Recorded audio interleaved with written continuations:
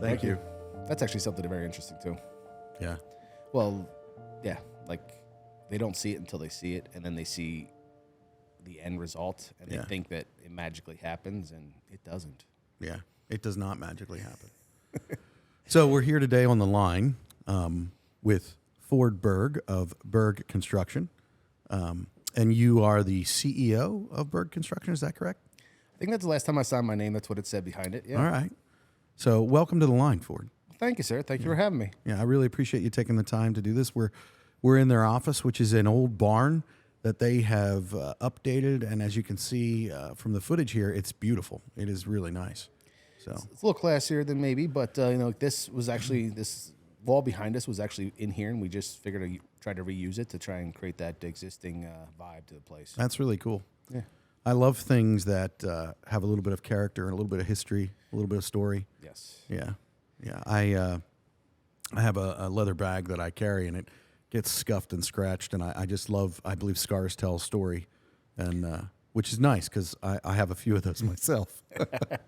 We always joke about like hats, right? Yeah. And like by the time they really get comfortable, that's when the sweat stains are like making them gross. Yeah. But that's when they really fit well. Yeah. And then your significant other is telling you like that's disgusting. Get rid of that. And you're Yeah. like, but no, it's part of me now. Like, I It's can't get usually rid my of it. wife that says that, actually.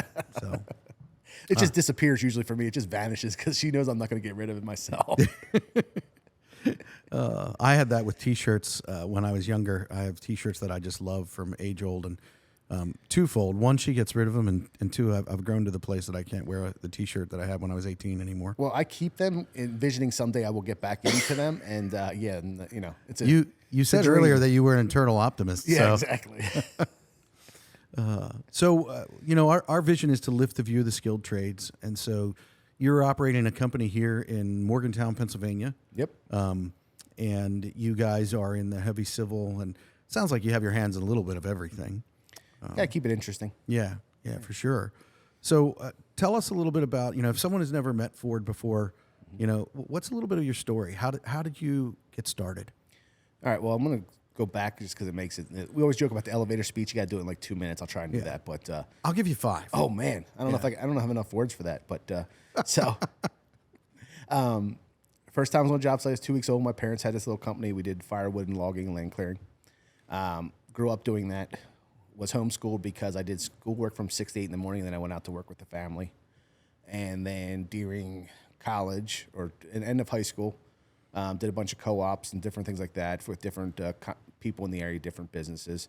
And then my girlfriend, who's now my wife, a long time ago, she was doing this septic business where she would like run perk tests for septic systems. So I started doing that, and I was making enough money that I literally kept the checks in my safe and wasn't cashing them because I didn't have a use for them because I was living at home. I didn't have much expenses. Oh my gosh. And The so bank must have loved you. the company did not like me because they're like, you're not cashing these checks. I'm like, well, I didn't need them. So I'm like leaving them in my my safe. Like they're there. I'm like, whatever. So I bought a backhoe and started doing some digging for the same company because they use that as well. Yeah. And then 2004, incorporated everything. And at that point, it was a couple of us, dad, brother, using the people you have around you type scenario, friends. And then we look back, we're almost at 20 years and have around 70 team members with us. And we do everything from landfill cells and caps to we have special projects, which does like residential and stuff like that. And then like water line repairs, the whole gamut. If it needs heavy equipment, we'll probably join in on it. Okay. I still got some minutes left. I think I did that too fast. No, that was great. That was great. That was, I think your story is really interesting. I really identify, I was actually homeschooled all except for kindergarten. Yeah. I went to third grade, Okay. but my brothers and sister were all just homeschooled the whole way. Yeah. I think that was one of the things that I struggled with as I got older was just, and I struggle with it still, a little bit of imposter syndrome, in the sense of feeling like, well, what am I going to do? How am I going to do it? Like, should I go to college? Should I do this? Should I do that? And that was a struggle coming out of high school, which is funny to say when you're homeschooled, high school. High school of one. Yeah. So Big reunion you have there, huh? Yeah, I used to get teased a lot by my friends who went to school, and they're like, "Oh, wow, so it's you and your mom in class. How's that?" Yeah. So, yeah. Yeah. It, well, socially it was a challenge, but the interesting thing was because I was working with my parents and my parents was just a family business. So I got to deal with clients. So I was dealing with clients in my teenage years, dealing with grown-ups. Okay. I didn't really get along with people playing video games very well because I just didn't have time for such things. But Yeah. I was able to talk to grown-ups and have a conversation. And so I think that definitely helped in there. The other thing is being part of a family-owned business. So a friend of mine, my friend's parents were a painting company. Okay. And we were doing the firewood thing. And I think my risk meter is broken because I just didn't know anything else. Him, on the other hand, he went to be a school teacher because it had a more stable life. Yeah. Because his parents, we all did the ups and downs because you're a small business. And if you're slow for 2 weeks, Yeah. that's how it goes. Yeah, exactly. And for me, it was like, okay, well, you risk it all or you don't. That's how it goes. Now, step back there a little bit. You said your parents did the firewood thing, and I don't know if we clarified for those that are listening what that is. So the business that they had that they were involved in? Yeah, we cut down trees and turned it into firewood and sold it for people for heat. Okay. So we That's did like real work. Oh yeah, I didn't used to look like this. Trust me, I used to have muscles somewhere, and now they're just hidden. Yeah. I used to be able to see them at one point in my life. Nice. Yeah. Nice. I go to the same gym that you do, actually. Yes. Yeah. The arm gym, you go like this. Yeah, exactly. I'm there right now. Oh my. So you say your risk meter was broken. Do you feel like that helped you in starting Berg? Like, and was it just this thing? Did it happen like organically, or was there a point one day where you're like, I'm starting this and we're doing it? It just happened. It just happened. It was just, I think either it's the intense confidence that you can get it done. Yeah. Or it's the ability to project that confidence, even if you don't have it, that I can figure this out. Yeah. I've never done that before, but I'll figure it out. Don't worry about it type thing, scenario. Because up until, 5-10 years ago, there's a lot of stuff I'd never done before. Yeah. Now there's still stuff that we still do new, but it's not as much because we have a breadth and we have people with lots of talents that they've done stuff before, so it's not the same way. But in the beginning, oh yeah, I can do that. You didn't lie because grew up religious, but you shaded around how much history you had doing something. Exactly. Yeah. There's a quote in my office. I love Teddy Roosevelt, and there's a quote that he said: "If someone asks you to do a job, you tell them absolutely that you can, and then you go figure out how to do it." Yes. And we didn't have YouTube back then to figure out all that stuff. I mean, now you use that if you can't figure something out. But back in the day, it was just like you figure it out and you get it done. So talk about that a little bit. I did a podcast a couple of weeks ago with a guy, and we talked about problem solving. And I think problem solving is something that exists in every area of the trades.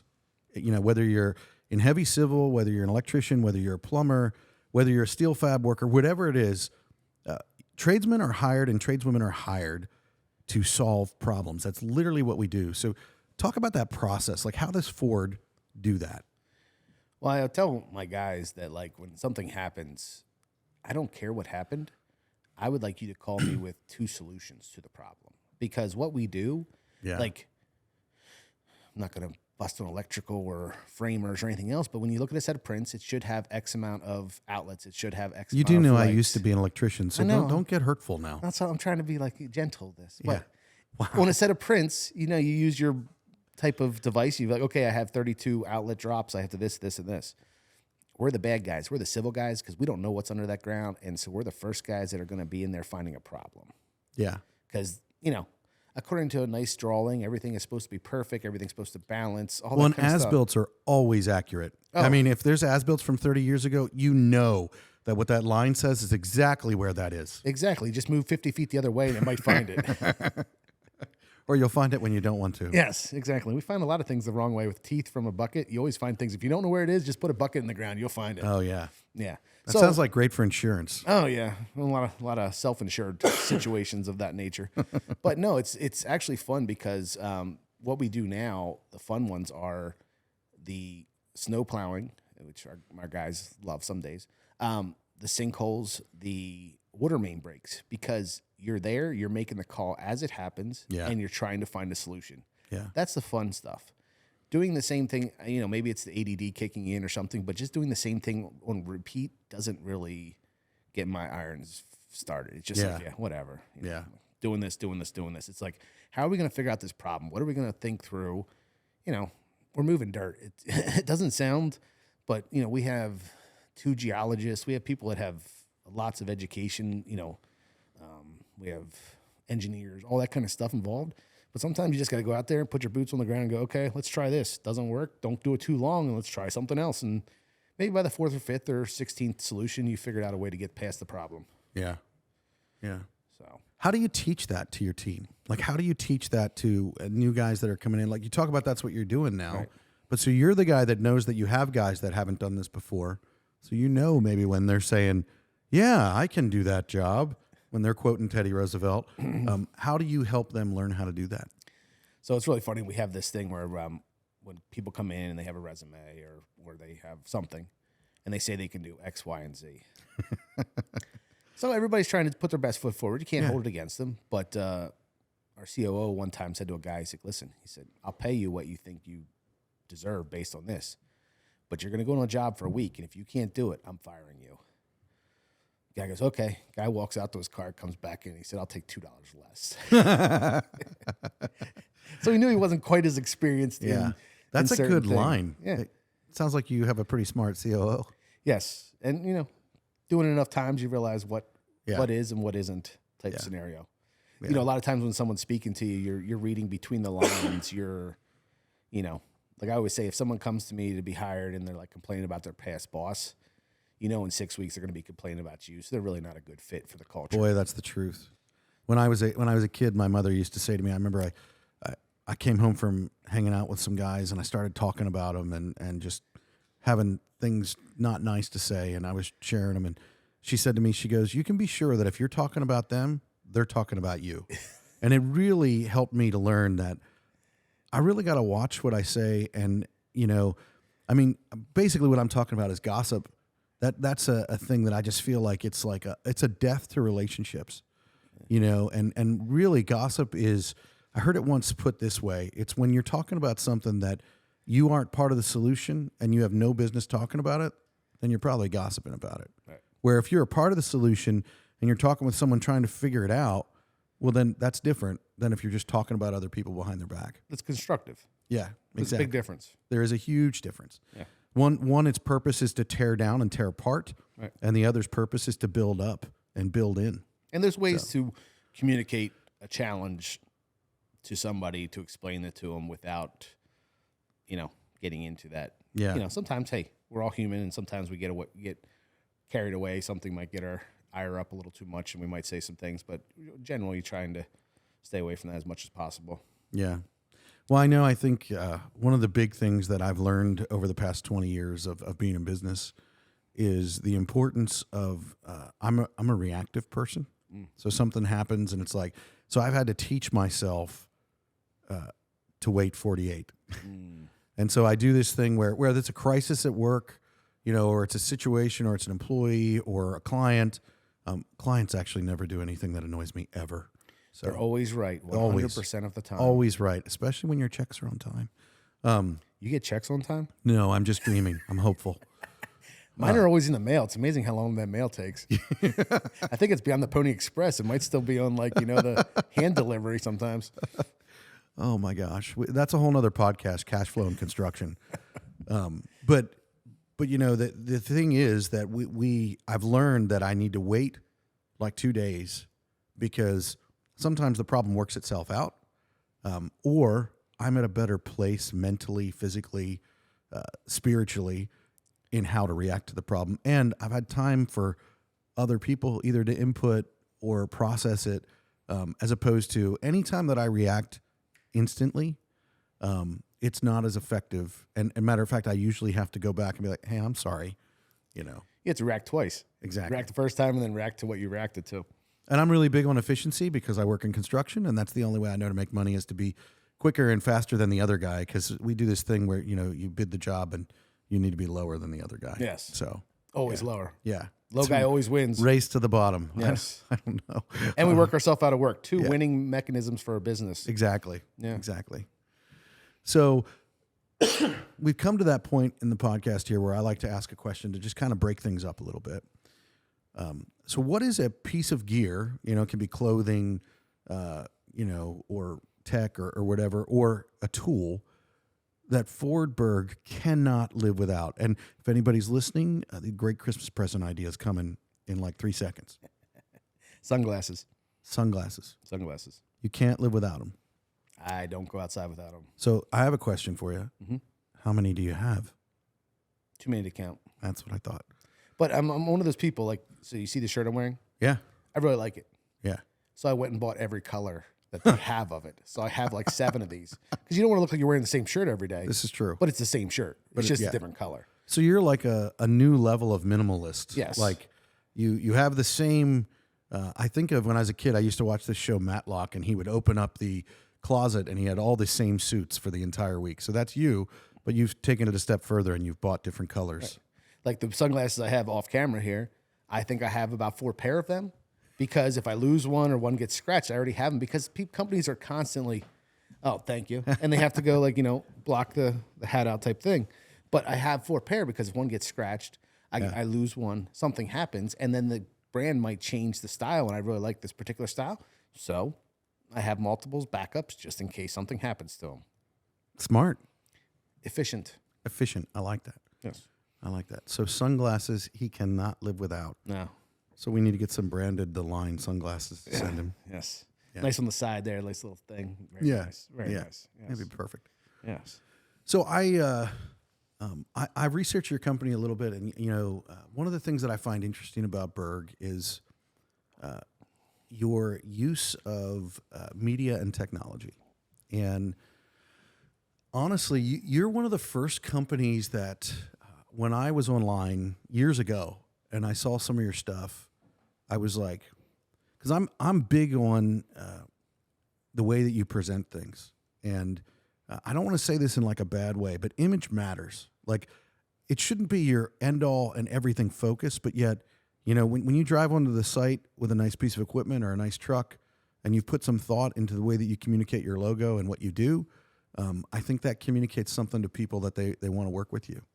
And so Berg is one of the first that I think I was on LinkedIn or something years ago, and I saw a video that you guys posted, and I took it to then the marketing team that we were working with, and I said, this is what I want. I want something like this, but for electrical. And now we own the marketing team, but still the same thing. So Berg was one of the first. I feel like you guys still do that. And I recently have learned about some of the other things that you're doing with technology. So I just would like to have a conversation with you about media and how we use that in the construction space. And what are the ways that Berg is using it so that other people can be aware of it, so that people that are in our positions that are, if you're running a company and you're not utilizing media or technology, you're on your way out. And I think that that's important for you to know. And the fact of the matter is, if you want people, whether it's for employees, whether it's for clients or whatever it is, I think it's really important to really think about how you're communicating and telling your story, because story is why people buy in to you. 100%. And, I'm challenged with this because it's not the way I grew up and it's not my personal thing. But I understand that you can fight City Hall or you can join it. And so this is one of these things where you can fight it. And maybe if you're been in business for 35 years and you're maybe getting close to retirement and you don't want to fight it, cool. That's your prerogative. But for us, most trade-based companies are scattered. We don't all work. What do in you the same mean by building. that when you say scattered? Okay, you were getting to it. Yeah, I interrupted him. Look, most of us don't get to work in the same building. We don't get to work at the same facilities. Most of us have to be out. You guys have vans, we have trucks, but we actually don't have vans. Oh, you don't have vans? The electrical company that I started, that was one of the things that I hated as an electrician, because you'd be driving down the highway and it'd be rattling all over the place. So we took a book from a local company that you might know that has black and yellow vehicles. Oh, yes. And we have the same black and yellow vehicles. They just say something different. Oh, very cool. Yeah. Very ability to look like you have more, too, that way, if they don't look too close. That's exactly right. But our guys are in their vehicles at least a certain amount of their day Yeah. because our job sites are constantly changing, constantly moving. We're not static. We're not the ability to, I don't get to see all of our team members every day.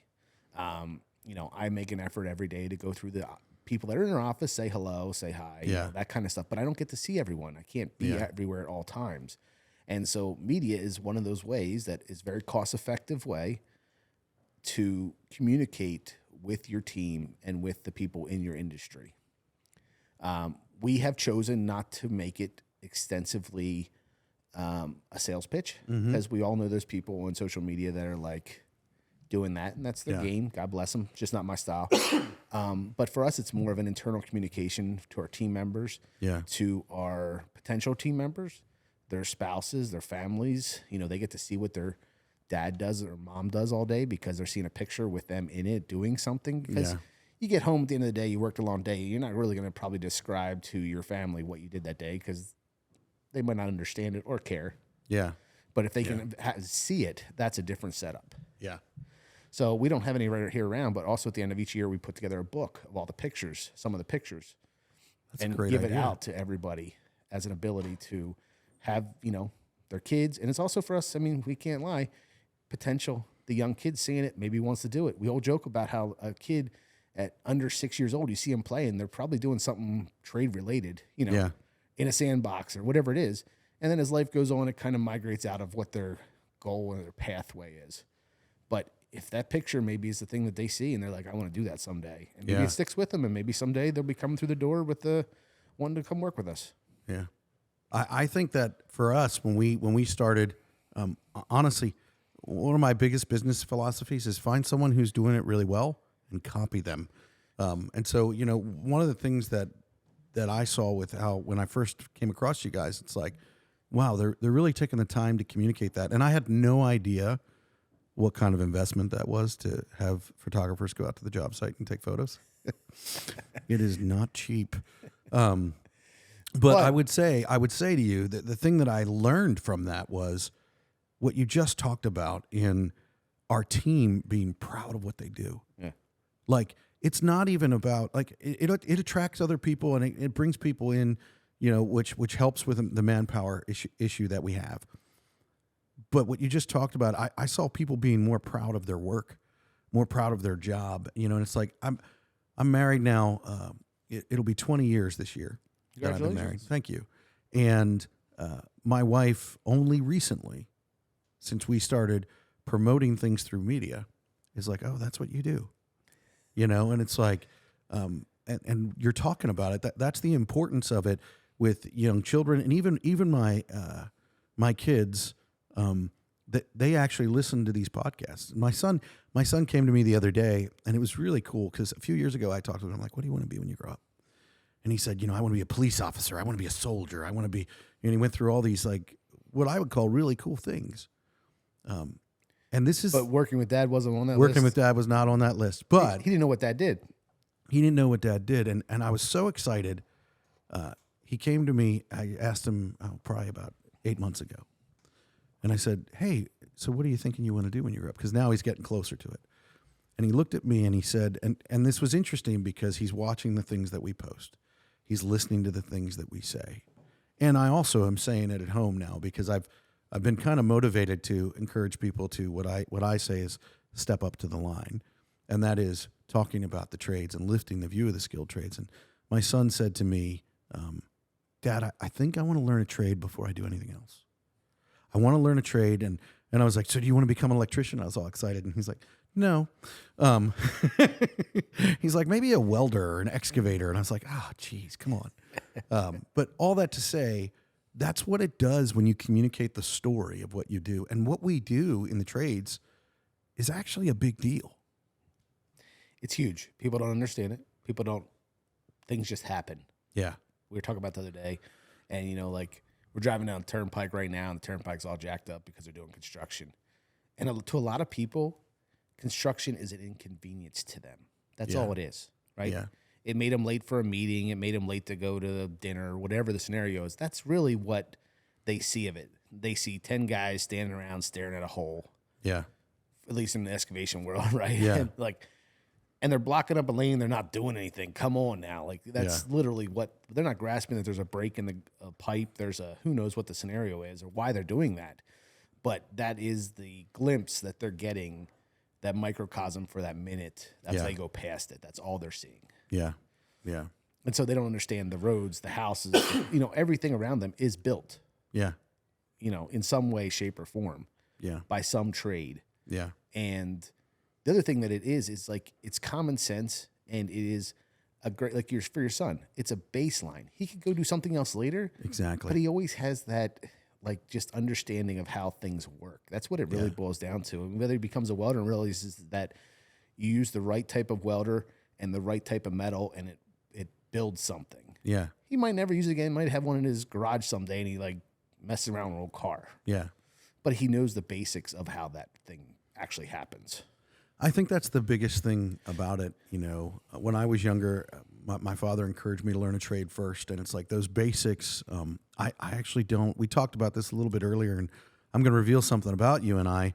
We don't do a lot of trade work anymore. Well, maybe I shouldn't speak for you, but I try hard, and unfortunately, they don't allow me to do that much anymore. Yeah, well, our president of our electrical company, he actually told me, he said, we don't want you to work out on the job because I've become less helpful.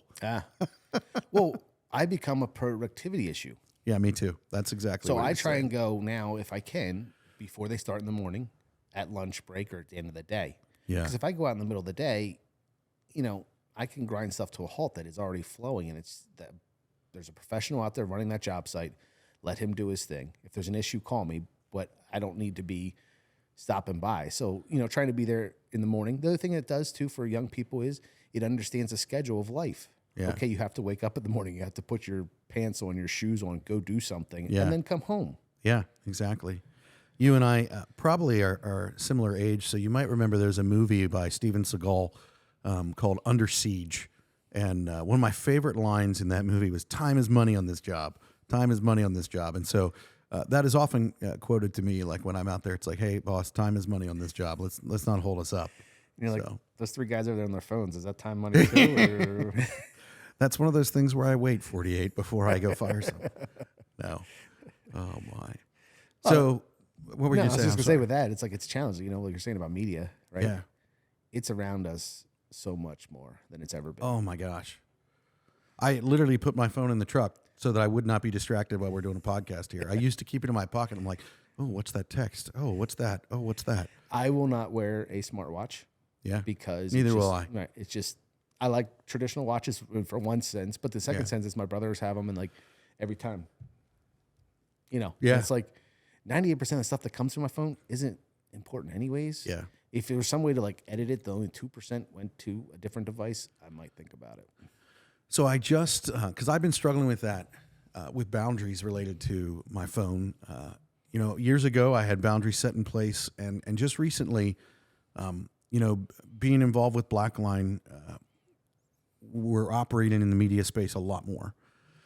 And so my phone is my work, and my work is with me wherever. And so I recently, just since you asked that question, and this is not a promo for this, I don't even know that much about it. I just saw it this morning because I was researching ways that I can restrict and protect my time with my family. And they have this thing called the Brick, and you get it, and it's an app, and it basically, you can still have your smartphone, but it blocks all of the other apps that you don't want on your phone. So you won't get, notifications or messages of things that you don't want. And basically what it does, it blocks everything, and then you select what things that you want it not to block. Okay. So take it all away, then give it back what you want. Exactly. So. Well, it's very funny. So I used to, for a while, have the thing on the phone where like at nighttime it shuts off, doesn't let disturbances through. Yeah. Yeah. But there's a local water company that we kind of handle emergencies for. So he's on my favorites list because the only people that got through the phone calls at night were your favorites. And so he's on my favorite list. Not that I call him very often, but I need to be able to get there if the phone rings for that, So there's always like you fix one thing and then you find another challenge, and so you go with that. Yeah. But no, I've really worked on not having my phone with me, especially on weekends.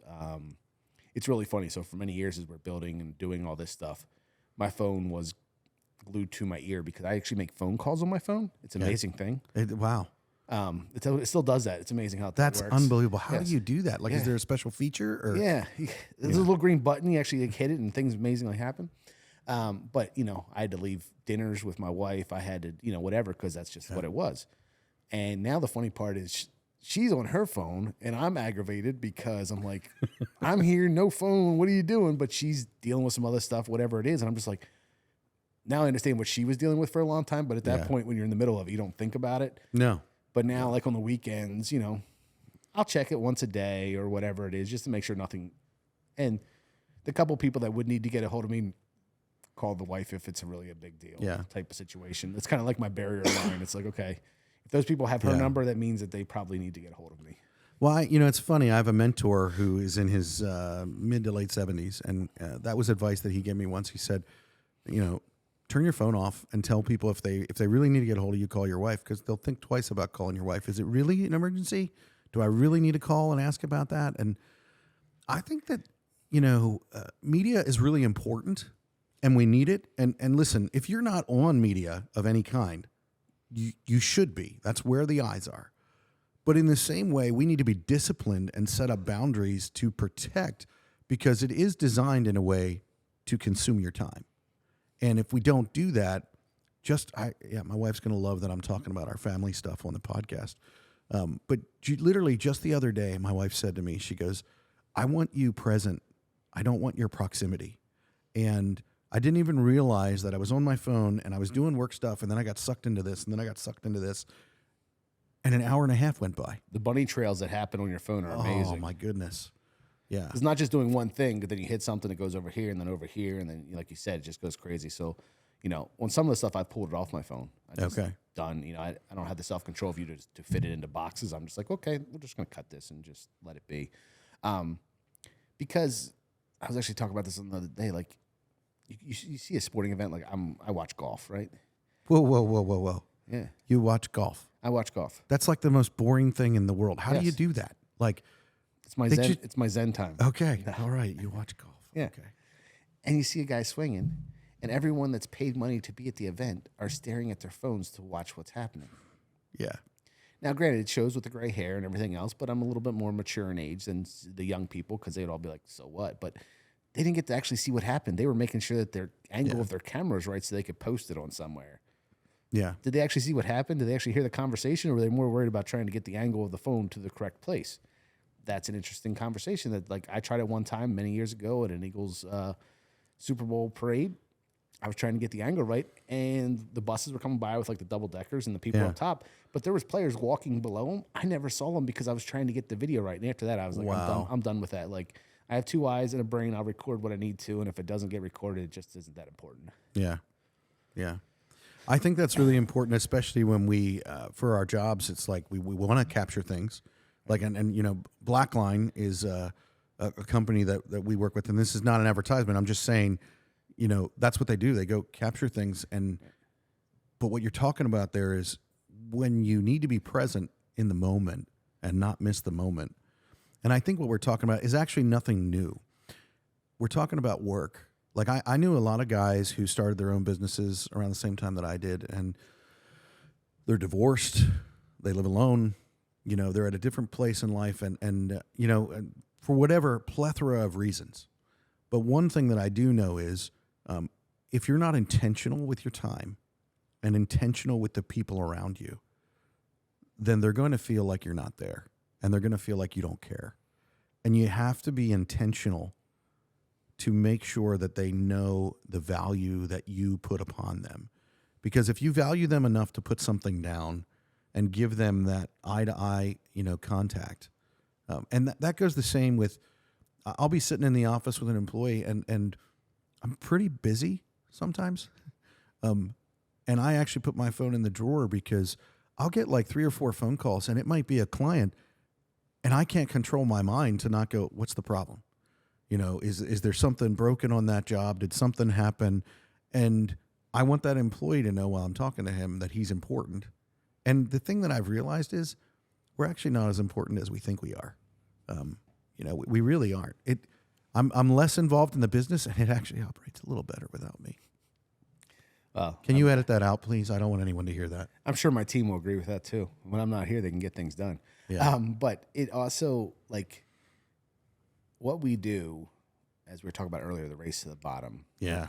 Bids. Come on. That's all we do is bids, right? I mean, that's how everything, 98% Yeah. of work we do. We do a little T&M here and stuff like that, time and material for people who don't understand that. But that you just give them the sheet and then you agree to what the work you've done. Yeah. But bids matter. But there's still a personal relationship that matters too, because you might not even get the bid invite if you didn't have a conversation with somebody. Yeah. Or an estimator went from one company to another company and they liked working with you. Yeah. It's not saying you're going to get the job, but you at least get a look at the job. Exactly. Exactly. So the ability to actually still have human communication and not just all be virtual is still important to me. Like it matters 100%. Like I don't do it as much as I should, but having lunches with people, talking to them, doing whatever it is, super important, because it might not lead to the next job, but maybe maybe that's internal optimism, but it might in 3 years, or maybe they're going to tell somebody else to use you. You don't know how that scenario ever is working. You can't put a exact line on that. That's one thing I think a lot of people that don't use media, they want a dollars and cents understanding of how it's going to pay them back. And when they're looking at it in that way, they will never, ever feel justified with the expense, because they're trying to quantify how does it return business to us. Yeah. And there is no way. I don't think we've ever had a job where someone's like, I saw an Instagram post and I want to hire you. Yeah. But you might have got a bid invite that you wouldn't have gotten before because they saw it, or the estimator's assistant saw it or something like that. And they're like, we'll give these guys a try. You never know how that, like, you can't quantify and track it down. Yeah. You'll just chase yourself, in circles. Yeah. I think that's really important. It's not something that is like that. It's kind of like that. That's why you need to attack it on all angles. You need to be communicating your story here, and here. You need to do it in media. You need to do it in person, and you need to be intentional about how you do it. And those angles, as you do that, it raises it all together. Like you're saying, someone will. Just the other day, I was talking with an estimator, and someone didn't even know that we did this type of work, and it's like, oh, shame on us. Exactly. Yeah, exactly. I remember years ago when we were starting to, like, we grew in chunks, basically. It's kind of like you grow to a certain size and you jump to the next size. And we were going to get this one job, and we had to go. I wasn't involved, but our COO and our estimator and somebody else had to go kind of explain who we were and what we did. Yeah. And at first I was like, what? Like, we've been doing this for years. Like, how do they not know? But they didn't know us. Yeah. Because we didn't tell our story very well. Yeah. So we had to go sell it. Sorry. And thankfully, we were successful in selling our story at that point. But we didn't have any background with them to be able to provide that story. They didn't have anywhere to go check us out. They didn't have any ability to, do their perusing at their own leisure and see if they think we're a good fit for the job. But now we do. So they may not see us, but maybe they're checking the website. Maybe they're checking some social media. You never know. Yeah. But at that point, we had to go, like, they're like, well, we'd like to give you this job, but we don't know who you are. And it's like, oh, that's our bad. That's our bad. Well, let's talk about that. I'm going to get a little dangerous here. I've done some research, so I'm going to ask you some questions that maybe you weren't prepared for. All right, bring it. He's like, oh, shit. Truth or dare. Let's do this. So I saw about a year ago, you guys did a campaign on media. Mm-hmm. And the question that I have is, how has media been for you in communicating culture? Because you guys are pretty big now. We'll just say that you have over 100 people. And I know it's more than that, but that's a lot of people to communicate to. So what are, I think the campaign that I was looking at, and I would say, I believe that this was part of your culture that you were trying to communicate. There were 3 phrases. For us, for you, for them. For us, for you, for them. Yeah. And so how did that work for you in communicating your culture? Did it work for you, to your team, to your people, to your community? Because what did for us, for you, for them mean to Berg?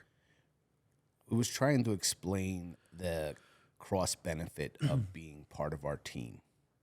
Working for us, it benefits you, and it's for the community. That was the, we're trying to get catchy, but that's the larger piece of it. Yeah.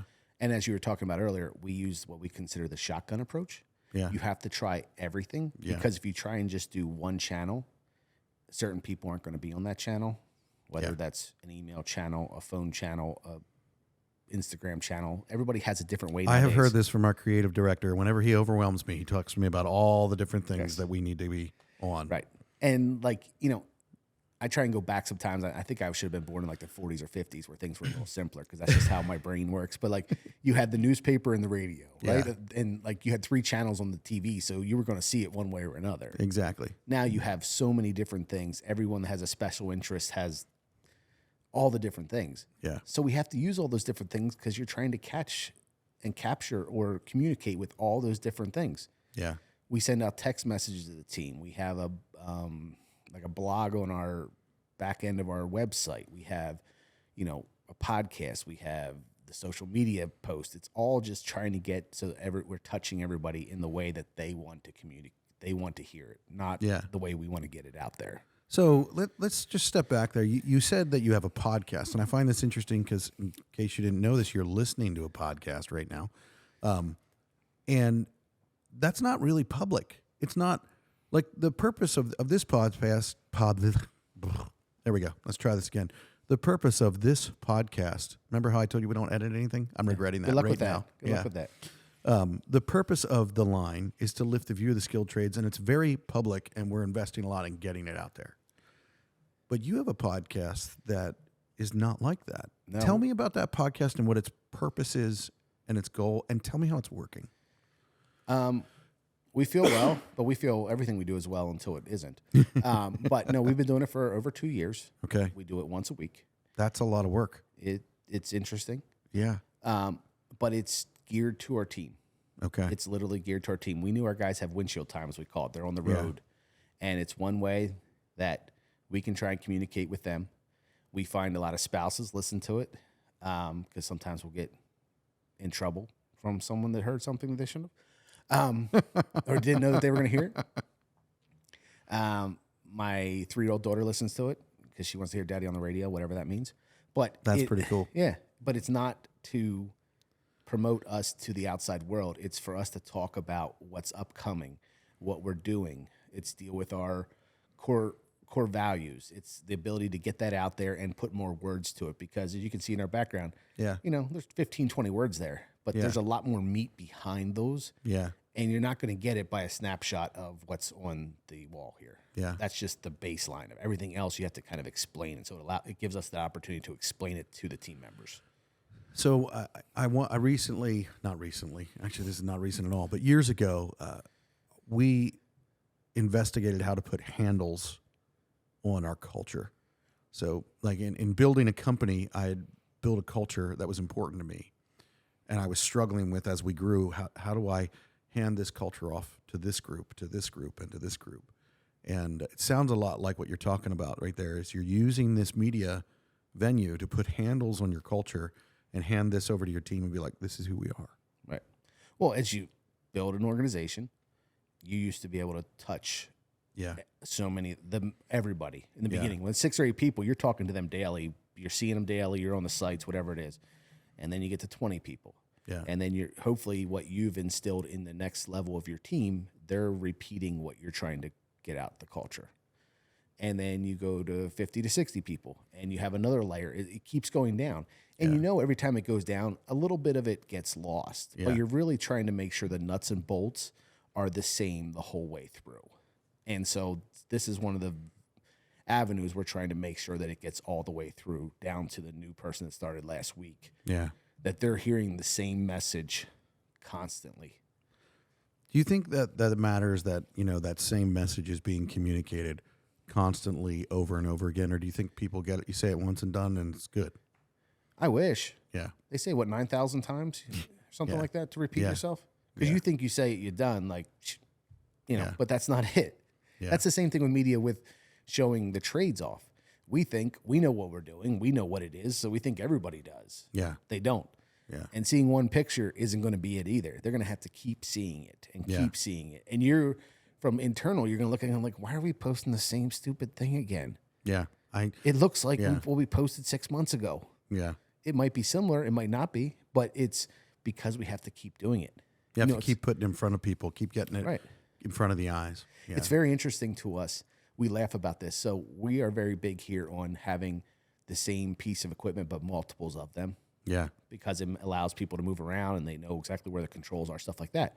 But if you look at our post, they look like they're the same post because it's the same piece of equipment. We have 6 of the same type of dozer, right?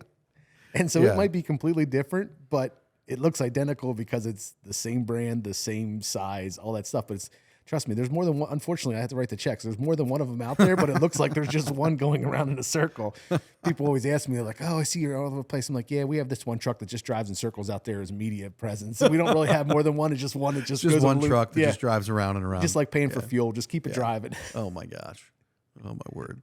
Well, we've come to that point in the podcast where I like to get a little bit more intense, and I call this mistakes and motivations. Yeah.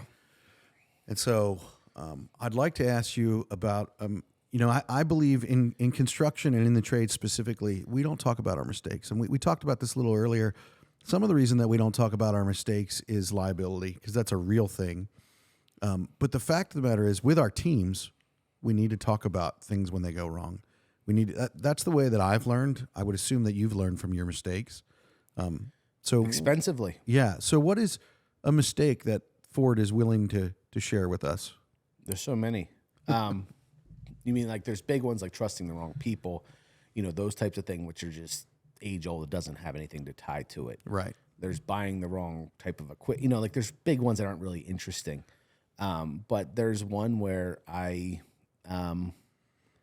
bit off more than I could chew, and took a job that looked straightforward until it wasn't. Ooh. Ouch. Yes. And it has commas in how much it cost. Wow. But you have to get to the other end. Yeah. And you're going to keep going. Yeah. You're not going to just fold up shop and roll out. You got to do what you got to do. Like you signed up for it. Yeah. But it's going to cost a lot of money for me to, it's going to have to recover that money. It's going to take years. So what, in that mistake, what is it that you, and this is the funny thing about mistakes, it's like when they hurt, and commas equal pain, in my opinion, when they hurt like that, you usually don't forget. No, you don't forget for a very long time. We joke about it, like if something happens, at first you don't really want to talk about it because it's just painful. Yeah. Then after a while, it becomes a story after about 6 months. Yeah. And then in 2 to 3 years, it becomes a funny story because you survived it and it's behind you. So you're like, yeah. You remember you when can that laugh happened? about it. Yeah. But for the first 18 to 24 months, but it instilled us to put better checks and balances in place that we did not have. It instilled us to review things deeper. Yeah. It instilled us to make sure multiple eyeballs look at the same thing. Yeah. Things of That's that nature. Good. That's good. Now, the main key that I see from this is a knee-jerk reaction is to institute those things. The question is, how long are we going to be able to continue those things? Because things start getting back to normal and life's How just are you going to be able to on. maintain them? Right. Yeah. Because you don't want to throw a bunch of stuff in there. Like one thing, I used to be part of this peer group. And my team would go once a month, we'd hear a speaker and, whatever. And my team would always hate when I came back because I have 10 new ideas for them. So I never do that. Yeah, ever. Yeah. Ever. So I learned how to simmer it down, Yeah. maybe add one every other month, whatever it was. Because if you put too much, stuff is just going to fall off. Yeah. And People maybe the good become stuff fell overwhelmed. off. Yes. Yeah. Absolutely. They're like, I already got my job and I'm already doing what I need. You want me to add 10 extra things to what I'm doing? No. We got to try and, so it's trying to now, as we put those things in place, we're trying to figure out which ones of them are actually as important as they sound. Right. And actually as valuable as they could be. Or maybe we need to tweak it. Like you're constantly changing, I'm a big Ramsey guy with the finances and he always says no sacred cows. Just because it was done this way doesn't mean it needs to keep doing it this way. Now you got to prove to me why we don't do it, still do it the way. But you always have to be looking for the new way of doing something. Absolutely. That's good. Well, then, that's good for the mistake. Motivation. What would be a motivation or an encouragement for that you would have for people that are listening? Say, other businessmen that are maybe where you were 10 years ago, 5 years ago. What is something that, I guess if there's people out there that are listening that are operating a business and maybe they're not using media, maybe they're not sure how to manage their team. I don't know. What's an encouragement or a motivation that you have for them where they might be right now? I'm going to steal it from someone because I don't remember who I'm supposed to reference. But the conversation was about Microsoft and Apple. Okay. And it was, at that point, Microsoft was always trying to beat Apple. And Apple was just trying to be better than they were the day before. Ooh.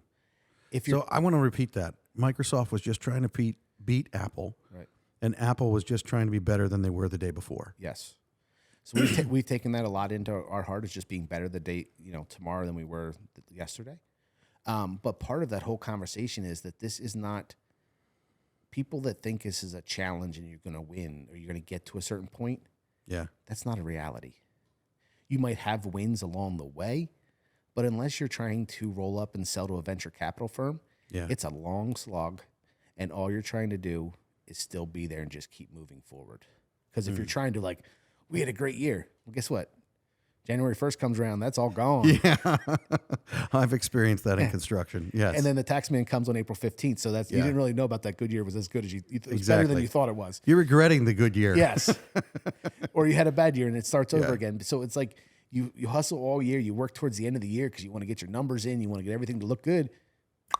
Day happens, it's over, it starts all over again. And so it's about the journey for me than it is about climbing to the top of the mountain, because there is no mountain to climb. Yeah.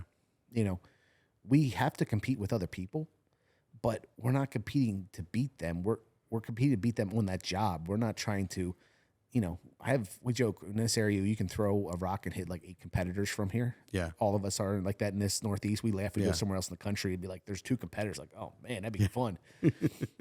But you're competing with them on the job, but I'm not competing with them on how they do things, because we do things the way we do things. Right. It's our culture. It's the way we want to do them. It's the type of work we want to do. We might run up into them. We might not, but that's their choices. That's their choice as a business to do it the way they're doing it. We're not trying to be, we got one more machine than they do or one less machine. Yeah. Don't care. Comparison never is good. No. It's never good because it pulls your focus off of what the goal should be, and that's being better than you were yesterday, today, for sure. Well said. Yeah. Yes. Well, Ford, I really appreciate you stepping up to the line here with us. It's fun. I always am saying to people, step up to the line with me and let's lift the view of the skilled trades. I think that's something that you and your team have been doing for years now. And so I don't feel like I can say that to you because I feel like you've actually called me to do that. And so thank you for your investment in technology and media, and also building a culture that matters, building a culture that makes you better tomorrow than you are today. Because, here we are, we're in the new year. It's 2024. This is your 20th year in business at some point this year because you started in 2004. Yep. And so if there's something that I would say in stepping up to the line, if you're listening to this, I want to encourage you, just like Ford said, be better tomorrow than you are today. Step up to the line. Thank you.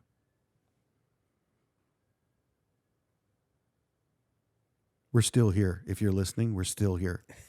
So I always know at the end you have to leave a little space on the end so you don't say anything for at least 15 seconds. Yeah. Yeah, we're gonna have the after party now. Yeah, there we go. Yeah, this is where we put the whiskey in the glasses. Oh, that's even better. Yeah. Well, I laugh because we were talking about a little bit ago, and I've talked to I went out and had lunch with this young guy, right? And he's trying to start his own business. And I was like, "What's your goals?" Right? He said, "Da-da-da-da." I was like, "Oh, okay." I said, "I think you should go work for somebody as a project manager and make $100,000 a year, and when you go home at night, you'll be good." Yeah, because you want to have it both. And guess what? You don't know how many things I've given up over the years to get here, right? But you and I need to have a whiskey together. Like seriously, I could enjoy sitting around a fire having a whiskey with you. I was like, go work for somebody. You have a family already. I didn't have a family when I started, so I was able to dedicate my time and 100-hour weeks to here. Yeah, you have a family already. Your wife's not going to be happy with you. Just go work for somebody. Give it your best and rock out. And instead, it was like, oh no, I want to do because they think that they don't understand what it is. No, stuff falls off of trees, and it's like someone one day is like, when did you all put it together? It's like, I've been doing the same thing for 20 plus years. It's just you didn't realize it till all of a sudden you realized it, and then all of a sudden it looked crazy. But it's been doing the same thing for this whole time. Yeah. I can relate. It's the same. Absolutely. Yep.